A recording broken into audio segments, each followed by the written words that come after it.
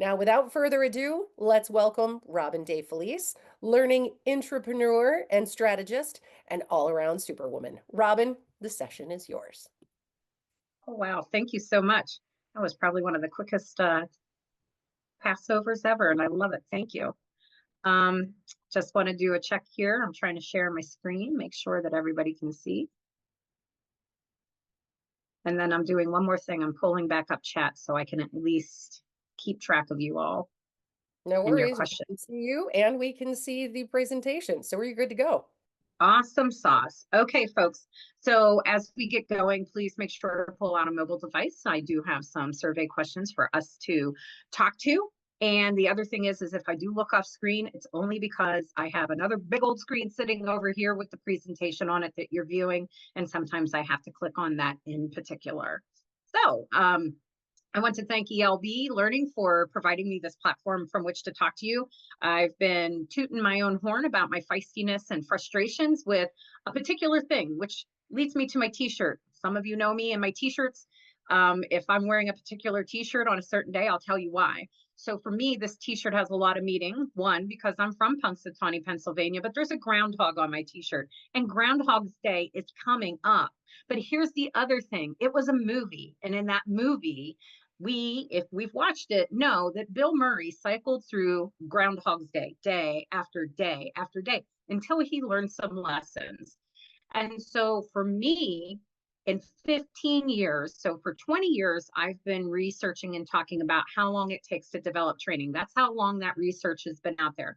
And for 15 of it, I've been collaborating with Dr. Carl Kopp. And then I started independently about a decade ago, researching it for the industry and learning a lot about it because you all come to me and talk to me. And why the platform then? Because I'm answering the same questions over and over again. After 15 years, we want to be moving to a spot in L&D that allows us to stop asking those basic questions and digging in more to who you are. And we are ready for this because there's a lot of things moving parts coming in our field right now. A lot of innovations are coming in. So we need to talk about innovations from a different perspective. So for me, I am going to break the cycle of the Groundhog's Day by talking to you about corn and data.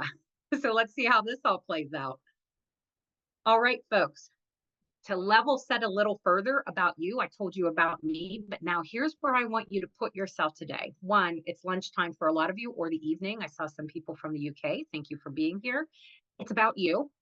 It's not about the products you provide, okay? This isn't about you being a value driver through aligning an objective to demonstrate performance. We are literally talking about you, whether you're an all-in-one or you're an L&D function. What I will talk about today is how to innovate on your operations to demonstrate value and how to drive that.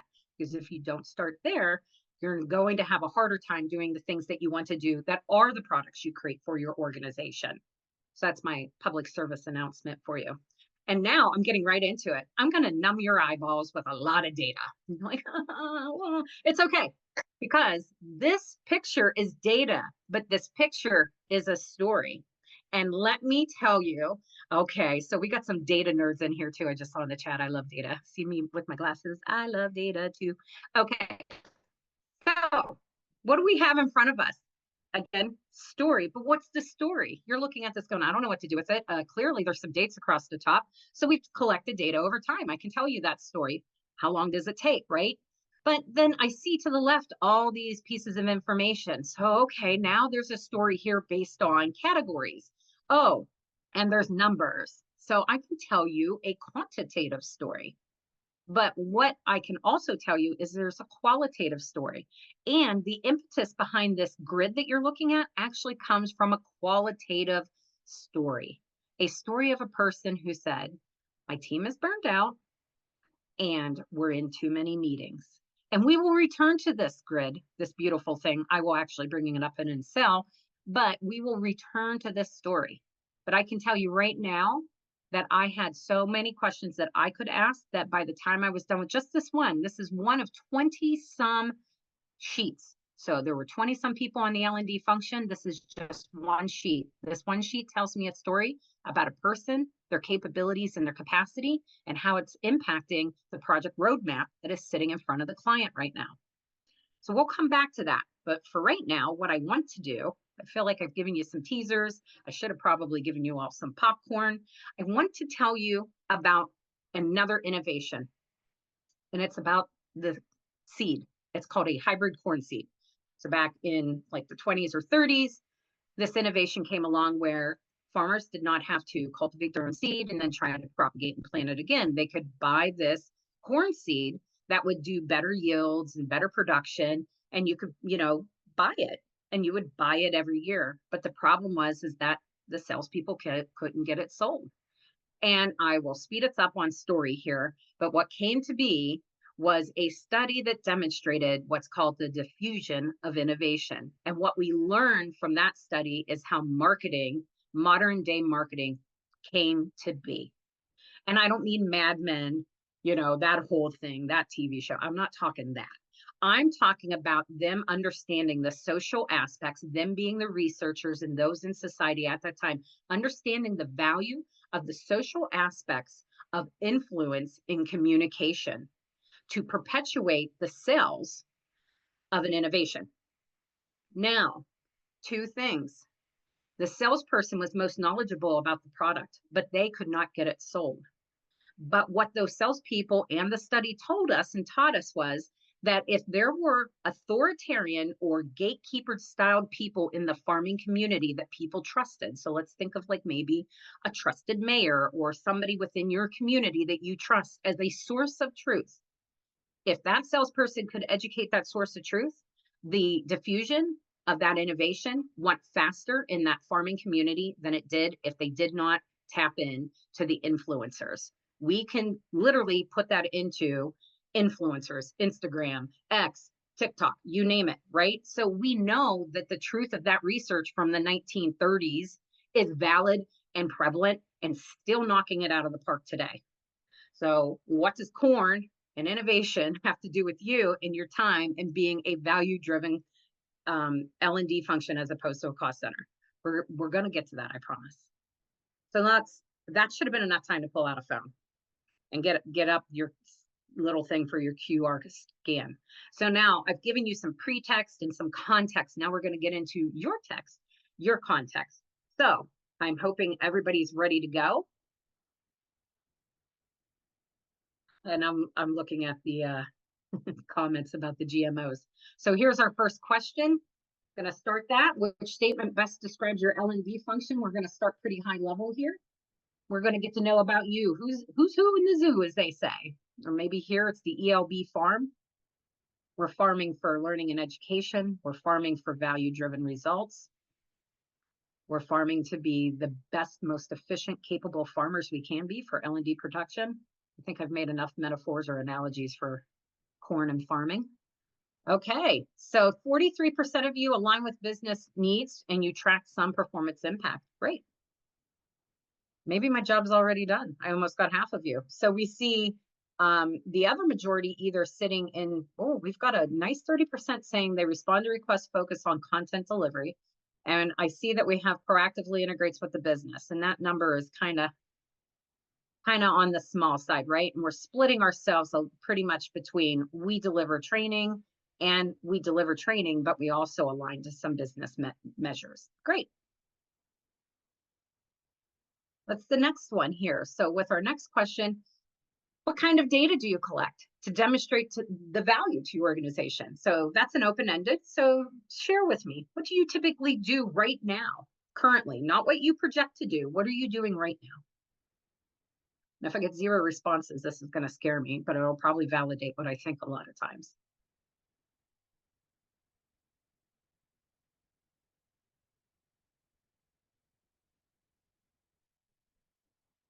No responses? Is this one not working for anybody? Okay, that was what's going on here, folks? Okay, I see. Like, remember, okay, behavior change. Ooh, so there's people in here that can actually measure and track behavior change. KIPs. Attendance. I see attendance and completion being the biggies in the middle. Wow. Okay. Percent correct. Level 1 reactions. All right. Those are some pretty standard collections. Goal versus goal achievement. That's a good one. Fewer mistakes. All right. So as this plays out, it looks like smack dab in the middle is what we typically see for a lot of things. Attendance and completion. So for those that, and because we had a 50, almost like a split on the performance, and then those that just deliver training, I was actually imagining that maybe one of those wards would be a little bigger. Behavior change is good. But I was surprised I'm not seeing a little more. So level 2 learning, that's again about knowledge retention or knowledge transfer technically, but I call it retention.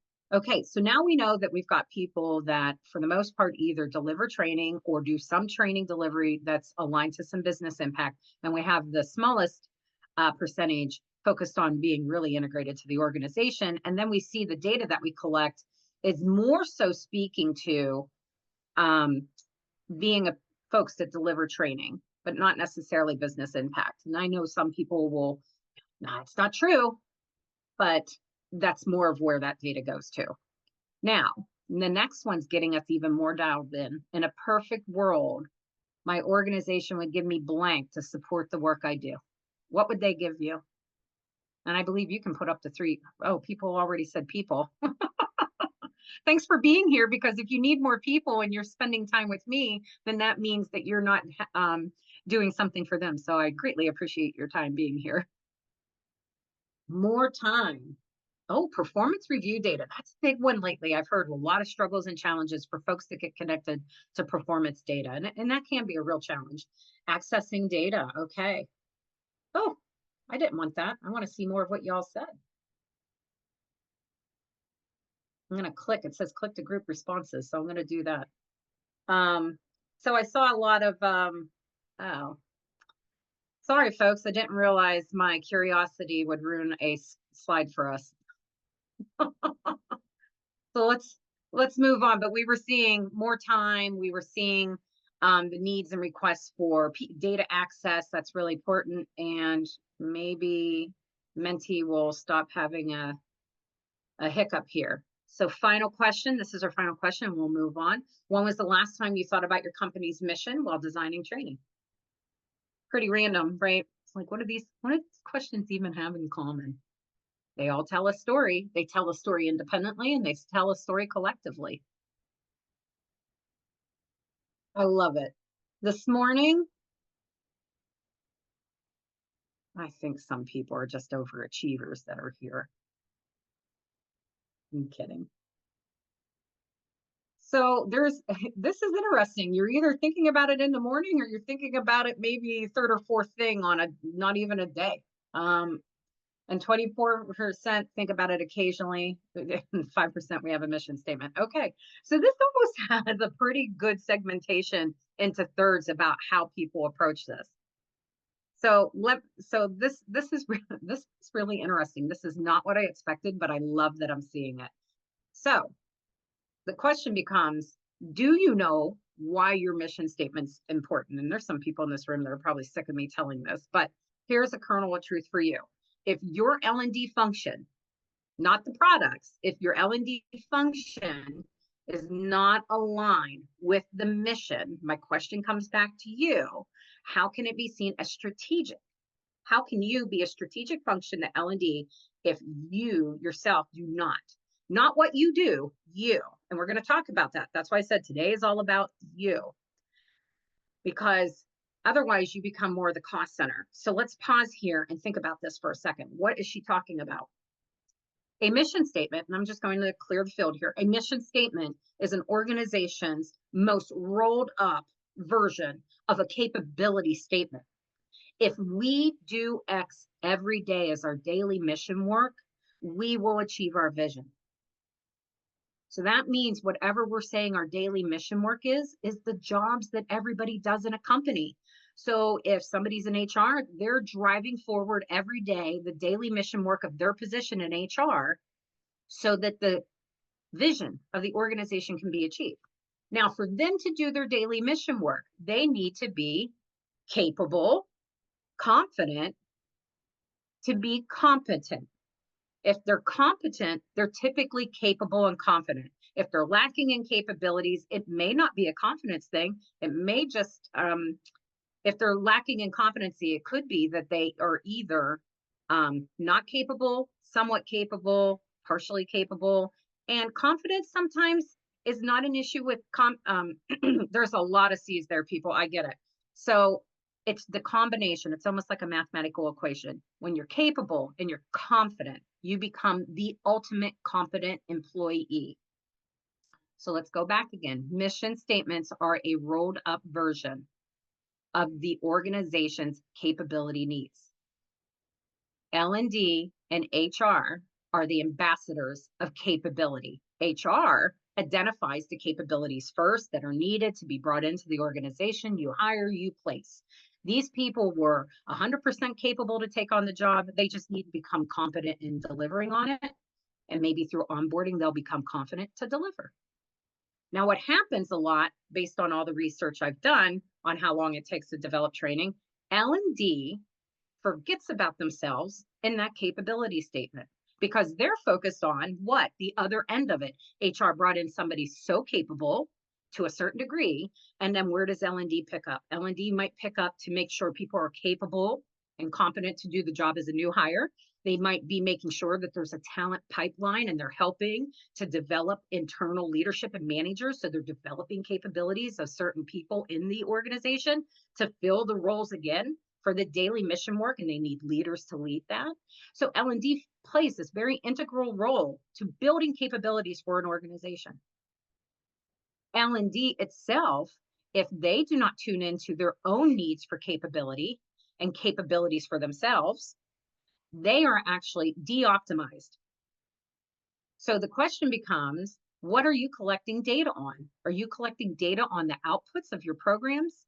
Or are you also collecting data that informs you on where your capabilities as an L&D function stand and how competent you are to execute to those?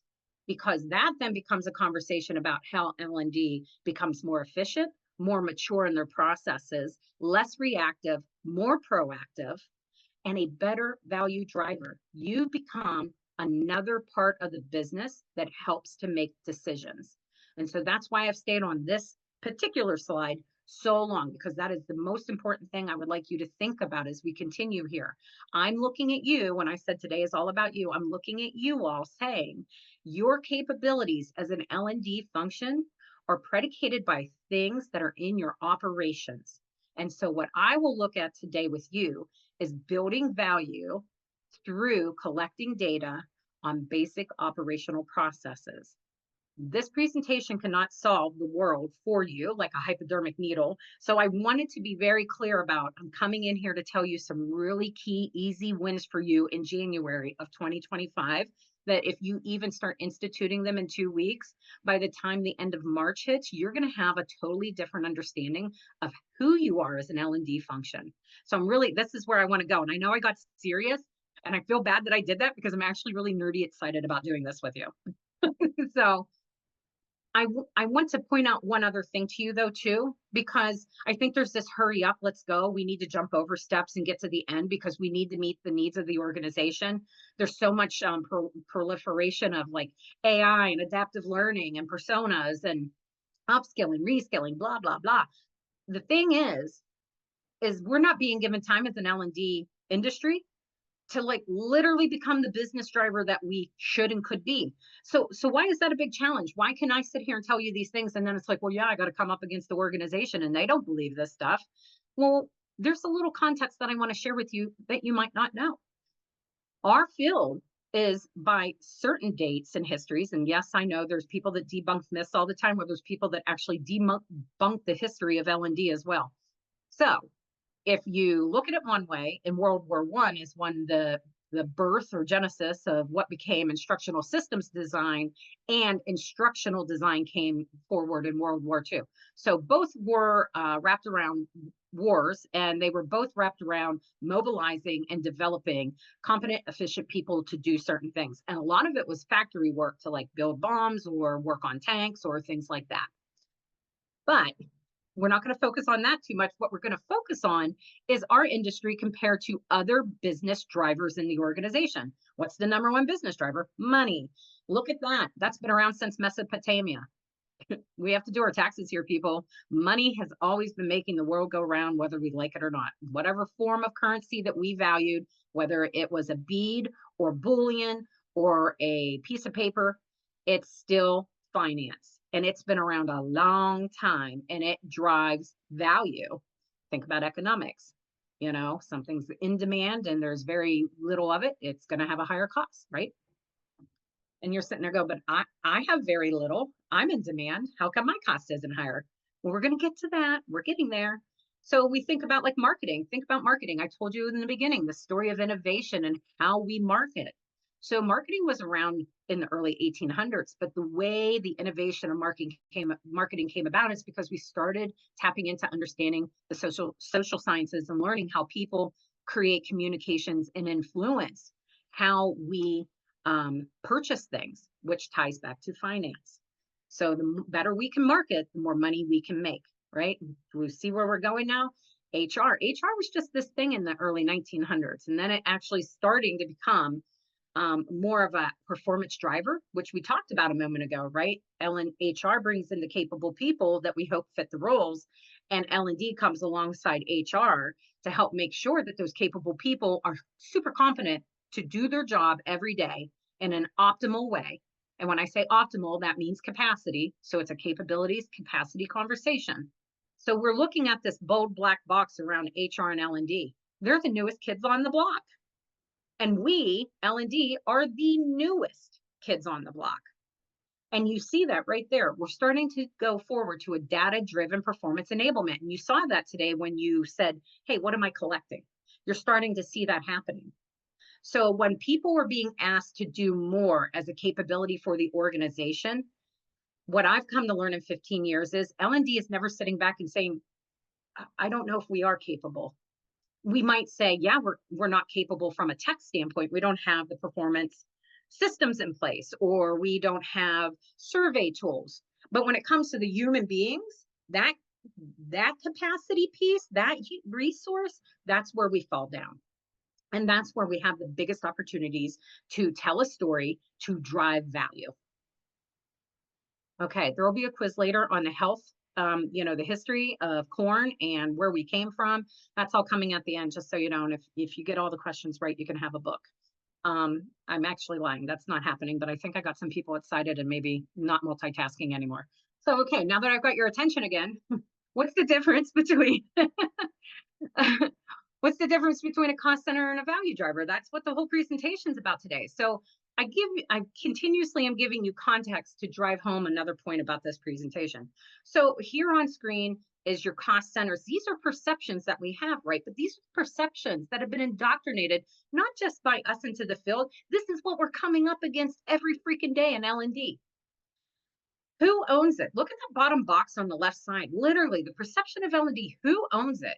Wherever the organization thinks it fits. If you're a business driver, do you see marketing just tucked underneath whatever? I'll just stick marketing in HR. Now, don't get me wrong, there's small organizations where you're scrappy and gritty and you got to do those things and they get blended. But in the reality of most businesses, do we just go and hide finance under, I don't know, customer service? No. So we need to make sure that we're driving business. Okay, and how do we do that? We focus on some metrics. I'm not going to teach you the secrets of developing business metrics today that serve to your products. I'm going to help you develop the business metrics that get you the capabilities and capacity you need. And we have to start at starting point. So I'll keep stressing that. We've got to crawl to walk to run. So somebody squirreled. Oh, okay. Oh, it was such a pivotal statement about the rolled up mission statement that they were like, I got to tell my exec team now. Well, if I'm giving you that kind of stuff, fantastic. So let's look at some starting points for you. If I've said all these things, well, that's great, Robin. Can you help us have some starting points? Absolutely. So in a moment here, I'm going to talk to this slide. I'm going to go out into Excel and we're going to look at that screenshot that I showed you. And I'm going to actually align some of the things you're seeing here on screen to that sheet. And then we're going to talk about it a little more because there's some things that people will probably have concerns about. And those questions have been, much like Groundhog's Day, a very repetitive question set. I will obviously, because this is kind of one of those things you have to chew on a little bit, I wanted time to answer more questions for you and maybe utilize that sample document to kind of elaborate and talk through some of those things for you. Now, we need you to start off by building your awareness and understanding. I hope that that's what I've been doing with you today, giving you what the term conscious awareness has been like being thrown around like crazy the last couple weeks that I've noticed. So now we're becoming hopefully consciously aware that we as a business function, because we are, and I want you all to get comfortable saying, I am a business function because you are. You are a stakeholder. When we say we work with our stakeholders, you are working with a partnered stakeholder. You too are a stakeholder. When we talk about learning and development, people say, well, I'm just an instructional designer. And somebody will say, well, what does instructional design do? And somebody will say, oh, I create training. Instructional design, if that's where you want to go, or learning and development, all three. There's three things that it is. It is an art, it is a science, and it is a business. Period. It is not just one of those things. It is all three in combination, and they have a reciprocity to each other. If we get too artsy, then we're probably not doing something that's really aligned to the business. Okay? If we're too scientific about it, we're probably not creating adaptive, creative solutions that might fit the needs better of our organization to be a business driver. So think about those things, okay? In three. Now, we need to have some building blocks. If we're going to be able to tell the story of ourselves, we need to have some data literacy. And this might not be a capability that L&D thinks about getting for themselves. Common basic data literacy. So what does that even mean? What's the difference between quantitative data and qualitative data? And if I put the two together, what kind of story do I get versus if I just told you completion and success rates? That's quantitative data. If I tell you goals achieved versus goals met, or goals stated versus goals achieved, that sounds like there could be qualitative in it, but it might also be just a quantitative story. And that is not the whole story. We need the balance, the yin and the yang, to tell a total story. We need to understand how to segment our data. That's one of the biggest challenges that comes out of how long it takes to develop training.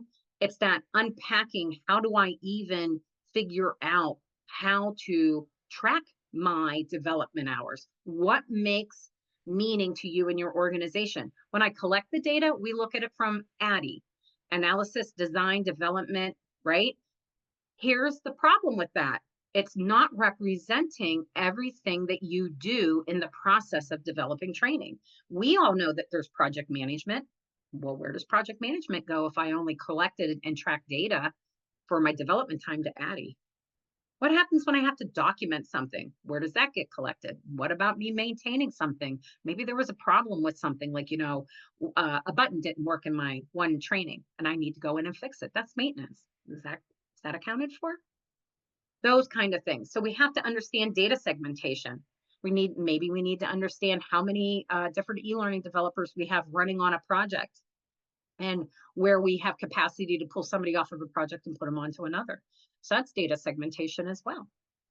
Creating standards. I think that's one of the things that becomes one of the greatest downfalls for L&D when you're not mature. And when I don't mean like boohoo whiny mature, I mean maturity in that you're not reacting to the demands and requests of the organization, but that you have standards that you're trying to uphold so that you can keep your capabilities consistent to the standards that you're trying to meet so that you can be optimal in delivering on those from a capacity standpoint. And so we have to create standards, and standards start at definitions. Creating standard definitions. And I'll show you some of those in a moment. What are descriptive statistics? Folks, this is what I'm saying when it comes to easy data. We're talking easy data. Everything I'm about to show you is easy descriptive statistics. Descriptive statistics are demographic information. Minimums, maximums, the median, like the middle, what's the average? You're just describing something. You're describing the population of learners. You're describing your L&D function and what it needs. That's descriptive statistics. We're not talking correlation like cause and effect or regressional analysis. We're not going there. I have a PhD and I don't even want to go there. The other key thing is consistency. And some of you already are like, oh, we could never do that, right? Because everything's coming at you so fast, so it's hard to be consistent. You're consistently inconsistent. The advocation here is you really do need to get consistent. And again, this next thing I'm going to show you is helping to build some of those things into place. We're going to crawl so we can walk. Pick your story. So the story we told earlier was the person came to me, said, I need a capacity analysis because I need to prove to the higher ups that we are in too many meetings, we're not getting our work done because of it, and we're burned out. That was the story. What do you want to share about the impact of your department? Do you want it to be about the have-nots? Or do you want it to be about things like, these are the efficiencies we created in the last quarter because we have this baseline data on ourselves and we created a priority strategic tick sheet. So I don't think I said pick, but tick, sorry, there was noise in the background. We created a priority tick sheet and we're marking off and getting to these things so that we can be more efficient to serve to those performance demands that are coming down the pipeline. Strengthening capabilities. This is how we see in the next 5 years our companies going towards more data-driven demands, more AI use. Well, this is how we're strengthening our capabilities today to meet the demand of tomorrow. So those are probably stories you all want to tell. And maybe you're talking about them, but you're talking about them in those visionary ways, not these descriptive statistic ways, where you can actually get somebody to buy into what you need because you know the status of who you are, where you're at, where you need to go, and what your challenges that are in front of you are. And you're now talking to those challenges and how to get resource and support so that you can be the value business driver you want to be. So, excuse me, let me go back. My finger got too fast on me. My bad. So let's look at this. What's the simple solution? Where can you start today? Every single one of you can do what I'm about to show you, and you can start today with this. Well, somebody's telling me to preach. Okay. Don't make me preach too much, people. I will totally go on my soapbox. So let's think about some of the things I told you. I said you need to build your awareness and understanding and data literacy. So I've got that in spades. So where am I starting? Pick the story. I already told you the story. The story was that the VP of Learning said, my team is burned out. I need to prove to the executive leadership team that they're burned out and they need to stop denying me my budget that I need so that I can handle what's going on inside my department. Okay, great. We're going to track data for 6 weeks. Well, track data for 6 weeks, folks. Here's what you're going to learn. You're going to learn a lot about where you're consistent, where you're not consistent, where people are doing something maybe they shouldn't be doing, should be doing. And I'm not trying to say these things as bad things like, oh, you shouldn't be doing that. It's more like, okay, if I'm spending my time over here, then I'm not over here fulfilling this. And maybe I need to think about why I'm over here doing this. So this example that's on screen is a really great place to go. So let's look at standards. Remember I said we're going to talk about standards? Look at this. Here's some definitions.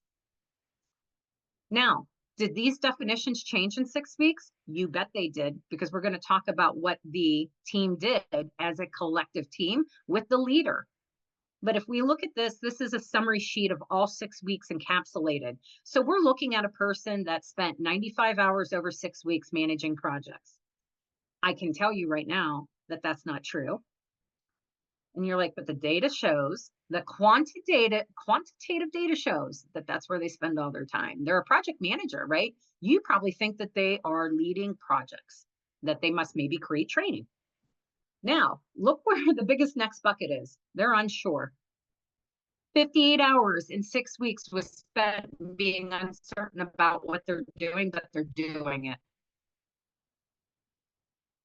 Makes you want to dig in, doesn't it? Right? So then if I go across, I can see this was my aggregate sheet.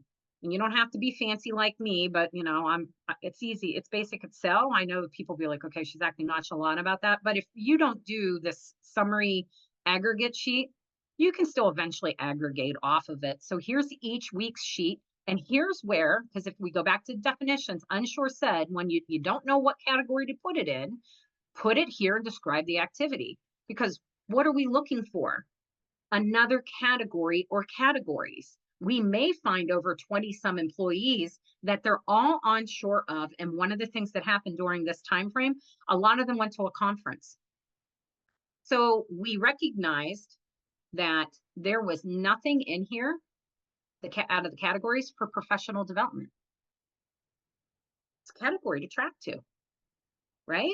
Because it's important for people to have time to be getting their professional development. So what we start to see is over time that this person was uncertain about certain things. So I went back to the VP of learning. I said, why is this person putting all their hours? Why are they doing this? So let me tell you the story of the person. This person is actually what's called an organization engagement specialist. Their job was to be what you would call the steward of customer care. So the learning product was bought, and their job was to steward the relationship with the organizations, not the salespeople, post sales. So this was your steward. This steward was setting up accreditation assessments, and I couldn't figure it out. Well, that was their old job. They were promoted. But nobody was promoted into the job role to take over what they did. And so they kept doing it because the other person who was to take on that job role, guess what? They were at capacity on the things they were doing. So what they did was they just kind of dumped it down the line and made one person completely over capacity. By the time I was done with this capacity analysis, here's what I could tell you. Nobody on the team thought that. So remember, the VP said, I need to prove that people are in too many meetings. I actually had a survey that went with this data sheet. So 2 data points. I had a survey and I had them collect how long they were doing training. And what I found out from the survey is that nobody thought they were in too many meetings. Nobody thought they were in too many meetings, even though the VP of learning said that. Nobody thought that. Did they think they were burned out? No, they didn't think they were burned out, but they did demonstrate what we'd call behaviors or indicators for burnout. So some people will not admit that they're burned out, and they're actually burned out because they're demonstrating indicators against like this HR list of things, like it's a psychological thing with burnout and workplace burnout. There's actually indicators for it. And I put some of the questions in for the survey that talk to that. And they were burned out. Here's another thing I did. Now, the only thing I'm telling you to do is collect 6 weeks worth of documentation on what you're doing with your hours during work. I took another survey and I sent it to the vendors because they had a heavy vendor list. And I wanted to know their working relationship with those vendors. And if they, as an L&D function, were so busy and too incapable of doing their own jobs and being burned out, that has to affect the vending projects, right? So some projects you do internal, maybe you extend out to a vendor. And I started discovering that the vendors loved working with the organization, but they all believe, because the one question on it was, do you believe that the organization can take your solution internally and maintain and sustain it? And they all said no. Every single one of them. And I also found out from that simple vendor survey that every vendor has to put in double the hours on any project that they do with this particular client, because the client is always starting and stopping the projects because of their own capacity issues. That's not driving value. That's not driving business. That's saying that you're divided way too many ways and you're scrambling all the time to just keep up and spin all the plates in front of you. And nobody wants to be telling that story, right? Nor do you want to be saying, well, I don't have anybody and I'm all burned out. You want to be saying something different about yourself. Okay. So the only other things I can share with you, maybe from this perspective, is where did we go? I'm going to stop sharing that. Where did we go from there? We went, and I'll pop back onto my PowerPoint in a moment, but you don't need to be looking at a screen. You can look at my mug and my groundhog. But where did the story go? How did the story end? The story ended with informing the VP of learning that they needed to create baselines. And here's a couple things they needed to do. One, they needed to baseline their definitions of the work, tasks, and functions that they did. One thing I didn't show you is another sheet that was for managers and the VPs and the AVPs. because the VPs and the AVPs, they weren't documenting, they weren't, you know what I mean? They were doing some of that, but they were doing it in different ways. So their categories were short-term planning, strategic planning, um, you know, people issues, right? So they had a whole bucket on just people management. So we have to think about, we can't use one barometer of measure for every person on our team if our team does have different roles and different layers of supervision and leadership, right? We have to think about those categories a little differently. So one of the things we did was we sat down and we created definitions for all the categories based off of groupings in the hierarchy of the of the L&D function. So those that were actually creating the solutions kind of sat into one bucket of categories, and those leading, supervising, and managing had a different bucket. Definitions. Well, how do you know everybody's using the definition the same? You keep saying consistency. For the first 3 weeks, what we did was we collected data, and then we did the survey, and we pulled everybody into the room. And this is one of those challenge points where people are like, well, you know, if I make them start collecting the data, they're going to think they're getting fired. Well, that is ownership of the leader. And that is a leader saying indirectly, I'm not capable of dealing with a tough thing that might actually innovate us. And I'm not knocking you for it. It's a novel idea. You're innovating your operational process by collecting data on it. And so one of the things I said is transparency. VP of Learning sat down. Okay, let's talk through these. Where did you find it difficult to put your hours? She consulted with me and I said, here, go ask them what they're doing and what they're thinking on these categories. And I sat back and I observed. And so some people didn't realize documentation just meant process documentation. They thought it meant their writing of the content for the learning, whereas they weren't putting that into the bucket of design. Okay. So they started to refine the definitions. We started out with some definitions like spaghetti on a wall. We tried to get them to stick, and we refined them in the first 3 weeks. And then for the last 3 weeks, we had a better consistent yield of data because everybody was doing better at the definitions, because everybody was sat down, they talked about the definitions, they all agreed to the definitions. And then as they looked at the writing, like the notes, then the managers and the VP, they were able to go in and say, hey, I see you're still putting, you know, things here. That kind of work I'd really like to see in this bucket. So then they could do independent coaching and guiding. So that was one of the first benefits, that consistency and standardization. And then the next thing that they did was they started looking at the story that they did want to tell. And here's what it started to help the VP understand. The VP understood very quickly that they did not have a full capability from an acumen standpoint, from a data literacy standpoint, and a project planning standpoint. They were putting everybody in at 100% capacity. So Robin, today was put onto 2 projects. Well, I was seen as 100% and 100%. A new instructional designer's coming in on April 1, they were 100% capacity. The reality is that if we look at research and data, most people spend about 34 to 42% of their time in doing the actual work of the job role. And everything else is more ancillary, emails, meetings, yada, yada, yada. So there was some instant things they could do to improve how they created a project roadmap, because one of their challenges was their project roadmaps were always overly ambitious. They were cutting things off of their project roadmap all the time just to concentrate on a handful. So what it gave them was permission to dial back and say, wow, I can only actually execute this many things. And so now I will only be held responsible and accountable for 5 projects in a year as opposed to 35. Value driven. I'm going to do less, but I'm going to do better at what I do less about. The other thing was that it started to recognize there was a story here that nobody was really thinking about. Their department grew by 4.5 times in less than 3 years due to the pandemic. And so nobody got to be onboarded appropriately because they were all dealing with pandemic related issues. And after post-pandemic shakeout, there was no plan put in place to help evaluate where everybody was at with their capabilities and if they could actually do the full job role competently in line with the strategic project roadmap. So that was another thing that they decided to do. So they reprioritized the work, they prioritized the capabilities of each job role that they needed to have that individual holding that job role look at.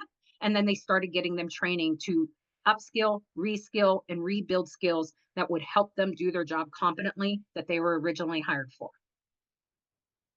For those that transitioned into leadership roles and nobody took over their job roles, then that was an opportunity for them to relook at the whole entire L&D function and decide whether or not they needed to shift people around or actually go and ask for new job roles.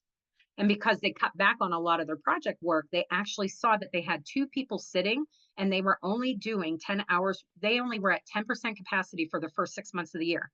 So then they started to see in their data that they had two whole people sitting there really doing nothing that they could remold into different work. So those were the two that they really reskilled to fill some of the gaps from the people that were promoted. And they told that story. That story is what got them their next round of project monies, their budget, the way they needed it. That's what got them to demonstrate that they were driving value. There's tons more to that story, but those are some of the highlights that I wanted to tell you about. So I'm going to bring it back up one more time for you now, which is we built that awareness and understanding. They picked a story. The story they wanted to tell was not the story that they actually told in the end. It wasn't that they were burned out. It was that they were over capacity because they didn't know how to manage their capacity, and they weren't capable of doing everything because they never had an opportunity to backtrack and deal with things that shook the entire culture of the organization from the pandemic. So those are really important stories to be told, as opposed to, why aren't you delivering the 35, 45 things you said you would do this year? Why is your team always failing and you're telling me we need to scale back and push back and my team's burned out? Two totally different stories. An organization cannot blame you for the pandemic, and an organization cannot blame you for going into reactive mode to deal with something. Literally, an entire freaking world went into reactive mode. So you have some places to stand ground on. So remember these kind of things. And I know that those kind of give polarizing moments, but there's stories like that that you can share about your department too. We talked about developing a baseline. We developed a baseline over 6 weeks. In week 3, we took that baseline, we looked at it and examined it, and we saw where we could refine it. And we did that. And then we got people to be more consistent with the way they reported data.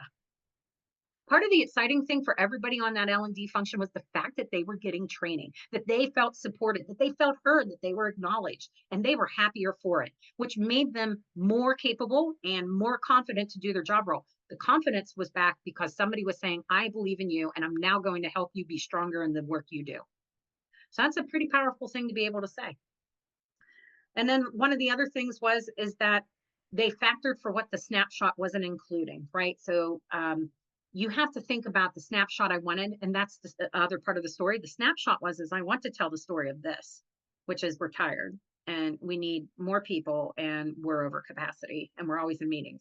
But we had to factor for other things, and you heard me talk about those factors. I factored for sustainment and maintenance. I can tell you right now, after 15 years, it is very unlikely a lot of folks plan for sustainment and maintenance of their current learning assets and inventorying them. Those become very hard challenge points for folks. Now, I thought I had a set of questions for you, but it seems like they disappeared, and I apologize for that. I had a set of questions that I thought you could take with you. When I provide the handout, I'll make sure those list of questions are in there. They're starting points for you. So I know we have like 10 minutes left. I couldn't remember if ELB needed to say anything at the end, but I also wanted to be able to come back to the chat and see what your questions were and what you were thinking about as well. But if you want to follow me, you can on LinkedIn. I'm always doing research on how long it takes to develop training. Think about that. The question everybody asks is how long does it take to develop it? And I'm helping you by you documenting that, helping you understand how you become a better value business asset to the organization, because you took the time to focus on knowing what you have as capability and knowing what you have as a capacity so that you can actually answer that a heck of a lot better. Well, I'd love to do that for you right now, but we have 5 projects on our plate. They all align to the strategic outcomes of the organization. What you're asking for is a one-off. I would need to consult with the team and leadership to see if it can be fit in. Way better to have a conversation like that than say, yeah, I'll try to do it and not do it well at all. So with that being said, I'm going to stop sharing somehow. I think you already did stop sharing, Robin, but let's see if we can get your QR code back up there so people can connect with you on LinkedIn. Sorry, I apologize. I didn't realize that. That's okay. That's why we're here. There's the scary grid that everybody saw. I'm trying to get back to the chat though too, because I want to see if, like, I want this opportunity for those that got sparked and inspired or are refuting or like maybe there's confusion because sometimes this is a different way of looking at things. I'd love to like I see that the chat's there. I would love for folks to put into the chat. Are there standard numbers of measurables or from another perspective, how many is too much? Can Alana, do you mean like overkill in data collection to start yourself off? I think that's okay, got you. That's the reason why I showed what I did. So if I can go back one slide, if I can go one slide.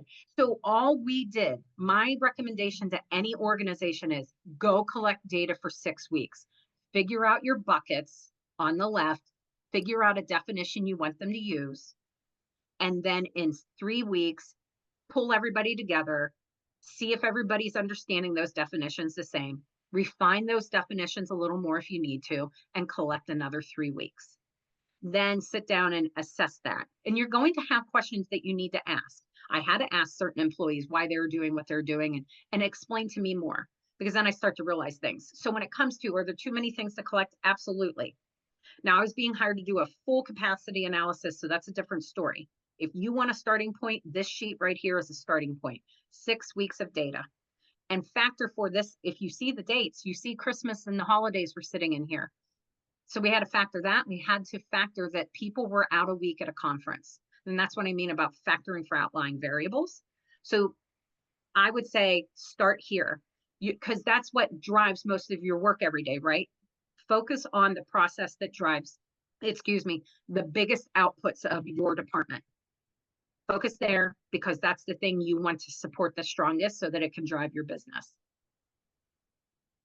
All right, Robin, we have some questions over in the Q&A bubble. Would you like me to read them to you, or would you like to read them?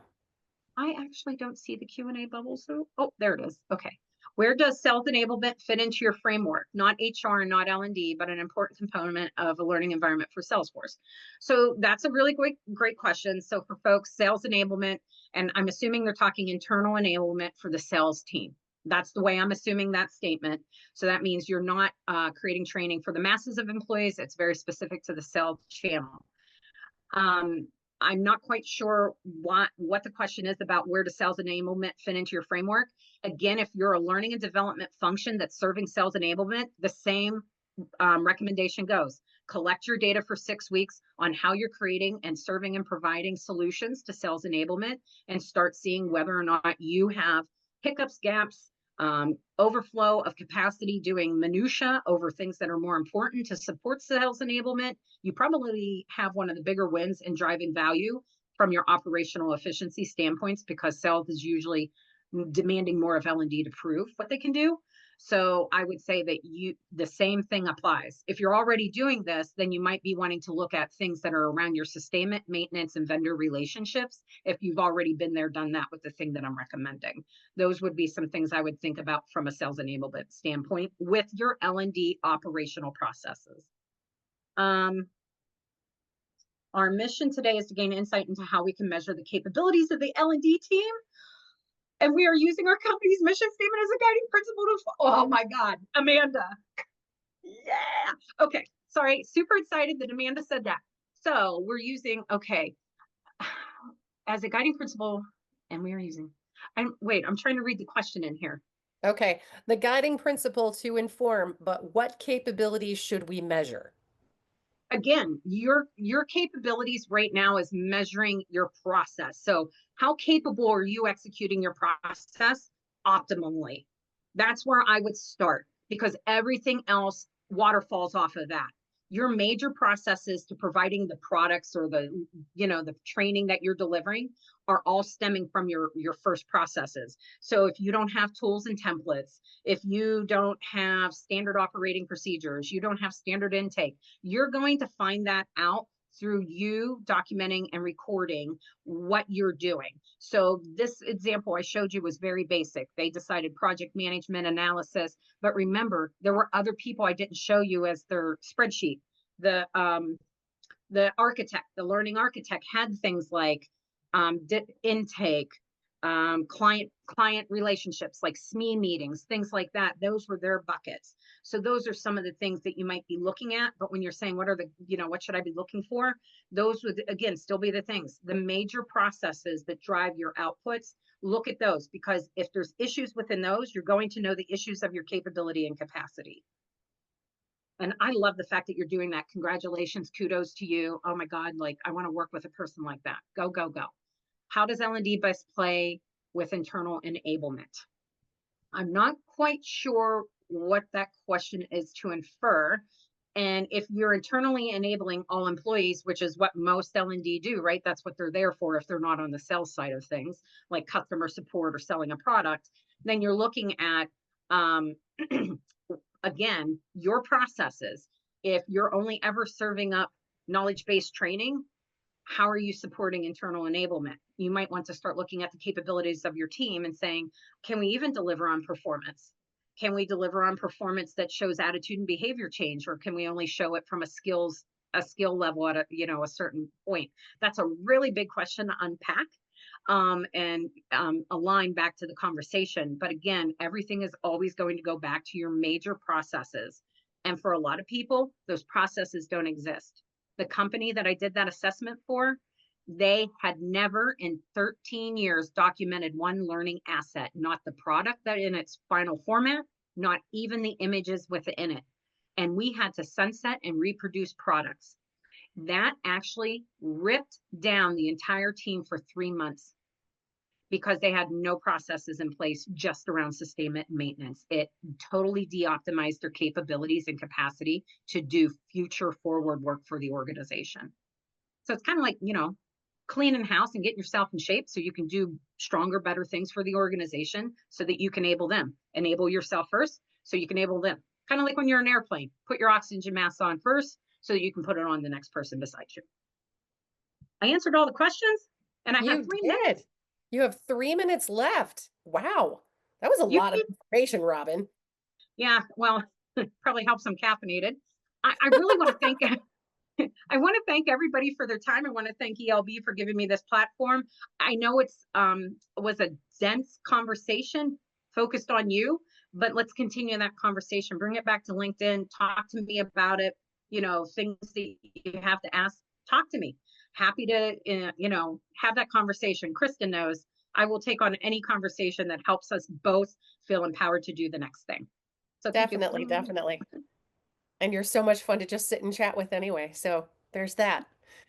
All right. So, Robin, thank you so much for being here. And thank you to everyone who got registered for this wonderful webinar today.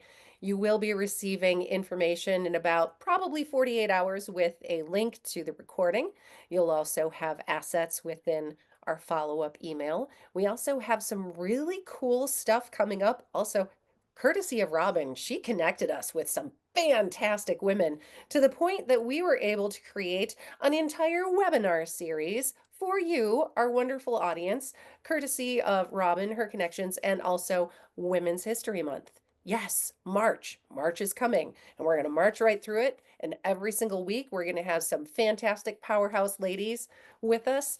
And so just check out our website, go to events, webinars, and then you can register. They're not quite up just yet because Casey is working really, really hard on those, but we're going to have an absolutely fantastic lineup. So stay tuned.